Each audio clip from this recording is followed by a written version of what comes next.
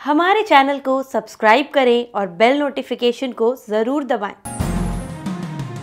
ज्योतिष रतन live channel के आज के इस प्रोग्राम में आप सभी दर्शकों का बहुत बहुत हार्दिक स्वागत। देखिए, आज जो हमारे चर्चा का विषय है वो माह जनवरी 2021 का राशिफल के जनवरी महीने में आप 12 राशियों के जो जातक हैं उनके लिए ग्रहों की स्थिति के अनुसार कैसा रहेगा पूरा महीना। तो आइए जानते हैं कि इस जनवरी महीने में 2021 ग्रहों की स्थिति क्या रहने वाली है, कौन से ग्रह अपने कौन से घर में कहाँ बैठे होंगे, किस राशि में होंगे, किस स्थिति में होंगे। पहले तो हमको यही जानना चाहिए। उसके उपरांत फिर हम आपसे चर्चा करेंगे आपके राशिफल के विषय में। तो आइए आरंभ करते हैं ग्रहों की गोचर स्थिति कि भाई गोचर में वर्तमान में यानी कि माह जनवरी में ग्रहों की स्थिति क्या है। तो देखिए, सूर्य जो हैं वो वर्तमान में अपनी मित्र राशि जो उनकी धनु है उसमें संचार कर रहे हैं, लेकिन 14 जनवरी को ये इस राशि से निकल करके अपनी शत्रु राशि मकर में प्रवेश करेंगे। इसी माह मकर संक्रांति भी आती है और वो इसीलिए ही आती है कि सूर्य जब मकर राशि में होते हैं तभी मकर संक्रांति आती है। मंगल इस पूरे महीने अपनी स्वयं की राशि मेष में उदय और मार्गी अवस्था में संचार करते रहेंगे। बुध जो कि वर्तमान में अपनी समराशि धनु में संचार कर रहे हैं, वह 5 जनवरी को इस राशि से निकलकर अपनी समराशि ही मकर में प्रवेश करेंगे, मार्गी एवं अस्त अवस्था में। लेकिन 11 जनवरी को ये इसी राशि में उदय होंगे पश्चिम में, और फिर 25 जनवरी को ये मकर राशि से भी निकलेंगे और अपनी समराशि कुंभ में प्रवेश करेंगे तथा 30 जनवरी को ये वक्री चाल चलना आरंभ करेंगे। गुरु की क्या स्थिति रहेगी? गुरु अपनी समराशि एवं नीच राशि मकर में अपने समग्रह शनि के साथ पूरे माह इसी राशि में ही संचार करते रहेंगे, लेकिन 17 जनवरी को ये पश्चिम में अस्त होंगे। शुक्र वर्तमान में अपनी समराशि वृश्चिक में संचार कर रहे हैं, लेकिन 4 जनवरी को ये इस राशि से निकल करके अपनी समराशि धनु में प्रवेश करेंगे तथा 28 जनवरी को ये इस राशि से भी निकलेंगे तथा अपनी मित्र राशि मकर में प्रवेश करेंगे उदय एवं मार्गी अवस्था में। शनिदेव अपनी स्वयं की राशि मकर में अपने समग्रह गुरु बृहस्पति के साथ तथा 5 जनवरी से 25 जनवरी तक अपने मित्र ग्रह बुध के साथ तथा 14 जनवरी से अपने शत्रु ग्रह सूर्य के साथ इस माह के अंत तक साथ रहने वाले हैं तथा 7 जनवरी को ये पश्चिम में अस्त हो जाएंगे शनिदेव। राहु की स्थिति कैसी रहने वाली है जनवरी में? देखिए, राहु अपनी मित्र राशि वृषभ में पूरे माह संचार करते रहेंगे। केतु अपनी मित्र राशि वृश्चिक में पूरे माह इसी प्रकार संचार करते रहेंगे। तो देखिए, ये जो हमने अभी चर्चा की थी आपसे, जो जनवरी 2021 का महीना है उसमें जो इन ग्रहों की क्या क्या स्थिति है उसके विषय में आपको जानकारी दी है, और इसी के आधार पर जो 12 राशियां हैं जिनका राशिफल हमारे द्वारा तैयार किया गया है, जिसकी हम चर्चा एक एक करके अब आपसे करने जा रहे हैं, वो इसी आधार पर है, ग्रह गोचर पर। दूसरी बात, आपको एक चीज हम और बताना चाहते हैं कि हमारा जो ये हम राशिफल आपके लिए लेकर के आते हैं प्रत्येक माह, या दैनिक राशिफल भी जो लेकर के आते हैं आपके लिए, या जो वार्षिक राशिफल लेकर के आते हैं, राशिफल जो भी आपके लिए लेकर के आते हैं वह लगन राशि पर पूर्णतया आधारित होता है। इसमें आपको किसी प्रकार का कोई संशय नहीं होना चाहिए।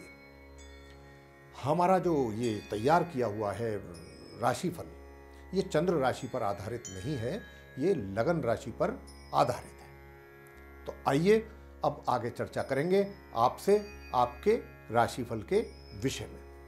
अब हम चर्चा करेंगे साथियों आपसे जो कर्क राशि के जातक हैं, उनका माह जनवरी 2021 का राशिफल क्या कहता है ग्रह गोचर के स्थिति के आधार पर। और देखिए साथियों, ये जो राशिफल हम जिसकी चर्चा आपसे कर रहे हैं, हम राशिफल के अंत में छोटे छोटे उपाय अवश्य बताते हैं कि अगर आप पूरे माह उन उपायों को करें तो जो भी छोटी मोटी कुछ परेशानियां आ रही हैं उस माह आपके जीवन में, उनसे आपको छुटकारा मिल सके।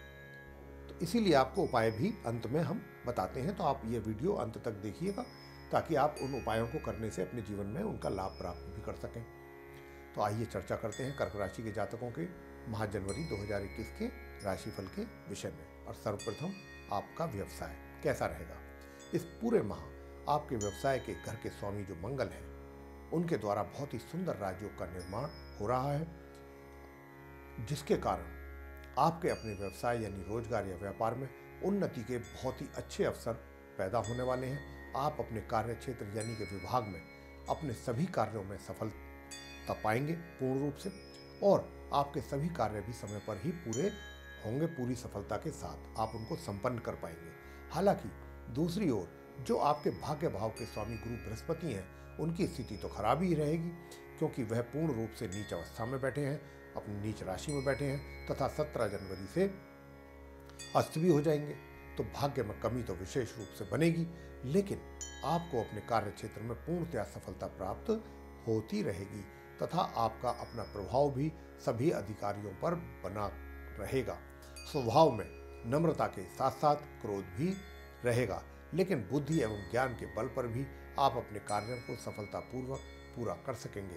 कहने का भाव हमारा यह है कि यह पूरा माह आपके अपने व्यवसाय के दृष्टिकोण से बहुत ही उन्नति कारक रहने वाला है।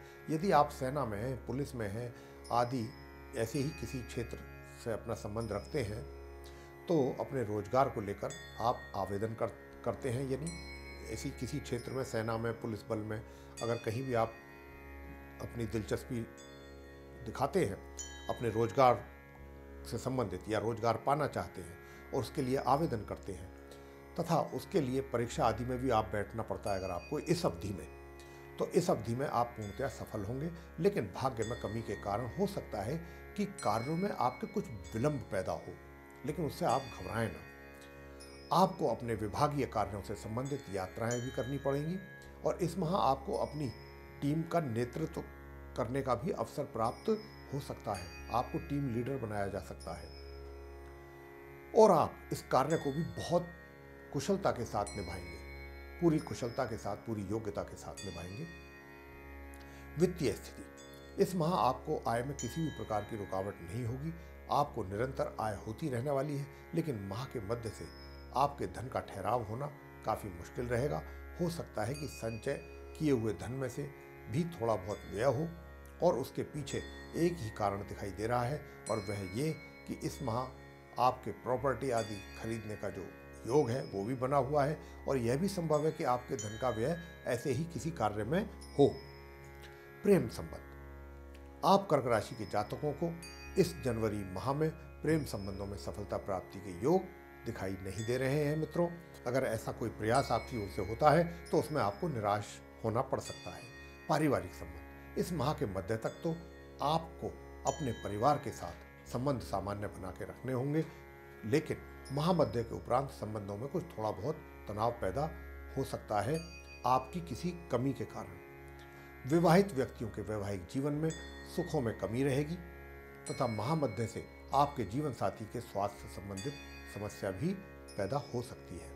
शिक्षा, इस पूरे माह छात्रों को उनकी शिक्षा प्राप्ति को लेकर कुछ ना कुछ समस्याएं तो अवश्य ही चलेंगी, मगर इसके बावजूद भी छात्र अपनी शिक्षा प्राप्ति के लिए उनके द्वारा किए जा रहे प्रयासों में सफलता हासिल करेंगे। संतान को लेकर माता पिता को चिंता या परेशानियां तो रहने वाली हैं, क्योंकि कुछ ना कुछ ऐसा होता रहेगा जिसके कारण आपकी मानसिक परेशानी बढ़ सकती है, लेकिन परिणाम अनुकूल ही प्राप्त होंगे।